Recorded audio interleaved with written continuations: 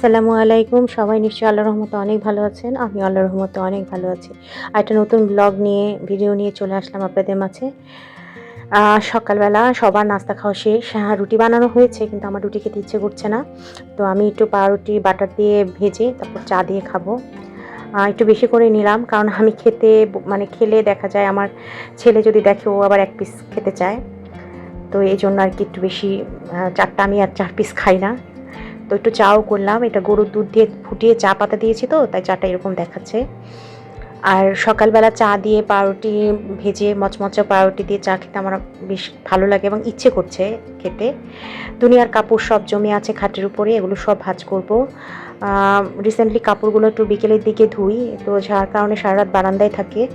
আর শুকিয়ে যাওয়ার পরে আর কি নিয়ে আসা হয়েছে, এখন এগুলো ওয়াশ করে নেব। আমার এই পর্দাটা চেঞ্জ করব অনেক বছর, মানে অনেক দিন ধরে ভাবছি, প্রায় ১ বছর ১.৫ বছর ধরে ভাবছি যে পর্দাটা চেঞ্জ করে নতুন একটা পর্দা লাগাবো। আর আমার রুমের যে পর্দাটা, এটা আমার ছেলের রুমে দিয়ে দিব। তো দেখি কিছুদিনের মধ্যে হয়তো পর্দার দোকানে যাব, পর্দা বানাতে দিব। তো সেজন্য পর্দাটা শেয়ার করে রাখলাম। হয়তো পরে আপনারা ভুলে যাবেন যে কী ধরনের পর্দা ছিল। আমি পর্দা নতুন পর্দা কেনার পর লাগানোর আগেও নিশ্চয়ই আবার এই পর্দাটা শেয়ার করব। তো বিছানার চাদরটা চেঞ্জ করে নেই। চাদরটা ময়লা হয়েছে আরও আগেই, কিন্তু আর চেঞ্জ করা হয়নি কারণ কালো চাদর তো, কালো চাদর বা কালো যেকোনো জিনিসের ময়লাটা একটু কমই চোখে পড়ে। আমার সাদা রঙের চাদর বা যেকোনো লাইট কালারের চাদর অনেক ভালো লাগে। বিছানোর পর ঘরটা অনেক বেশি ব্রাইট, অনেক খোলামেলা বড় মনে হয়। কিন্তু যেহেতু বাচ্চা, মানে আমার রুমটাই বেশি থাকে বাচ্চারা, বিশেষ করে আমার ছেলে, হাসব্যান্ড ওরা বেশি থাকে। আর ছেলেদের তো একটু অভ্যাস থাকে চাদর-মাদর সব এলোমেলো করা, মানে কেমন যেন একটা করে ফেলে ও। মানে বিছানা সুন্দর পরিপাটি করে রাখতে পারি না। যদিও ছেলে বড় হয়ে গেছে, হাসব্যান্ডও একটা ম্যাচিউরড মানুষ, কিন্তু তারপরও আমার জানেন বালিশের কভার ছিঁড়ে ফেলে। বালিশের কভার কী করে ওরা শুলে ছিঁড়ে আমি সেটা বুঝতে পারি না। তো যার কারণে সাদা চাদর বিছালে দেখা যায় ২ দিন পরেই ধুতে দিতে হয়। এটা একটা বিশাল বড় একটা মানে সমস্যা, বারবার চাদর চেঞ্জ করা। এটলিস্ট ৩-৪ দিন তো থাকাই উচিত বিছানায়। যেহেতু আমার বাচ্চারা বড় হয়ে গেছে, ছোট বাচ্চাদের বিষয়টা ভিন্ন। কারণ ছোট বাচ্চারা বিছানায় অনেক সময় পেশাব করে দেয়, খেলাধুলা করে, নোংরা করে ফেলে দ্রুত। আমার ছেলে মেয়ে যেহেতু বড় হয়ে গেছে, হাসব্যান্ডও ম্যাচিউরড মানুষ, আর শাশুড়ি তো আমার রুমে আর শোয় না, শাশুড়ি রুমে থাকেন। তো যার কারণে চাদর আমার অত ঘন চেঞ্জ করার প্রয়োজন পড়ার কথা না।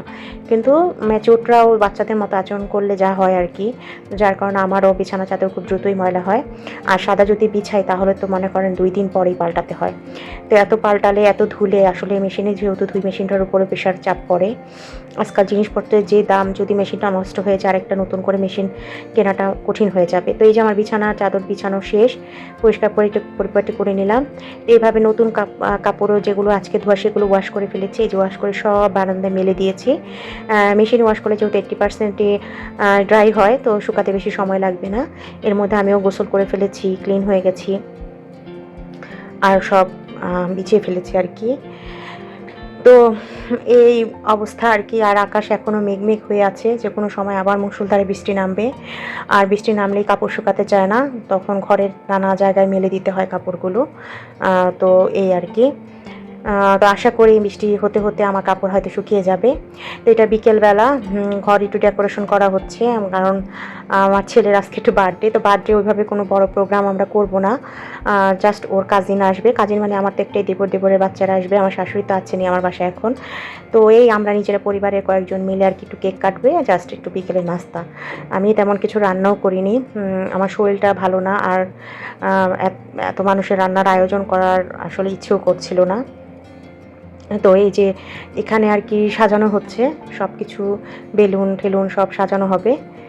তো জাস্ট বাচ্চা মানুষ তো একটু ডেকোরেশন করলে ওদের ভালো লাগে, ওরা একটু খুব এনজয় করে। যদিও নিজেরা তেমন দূরের কোনো আত্মীয় স্বজন আমরা ইনভাইট করিও নি, নিজেরাই একটু আর কি জাস্ট বেলুন টেলুন দিয়ে সাজিয়ে একটু কেক কাটবে, এই আর কিছু না।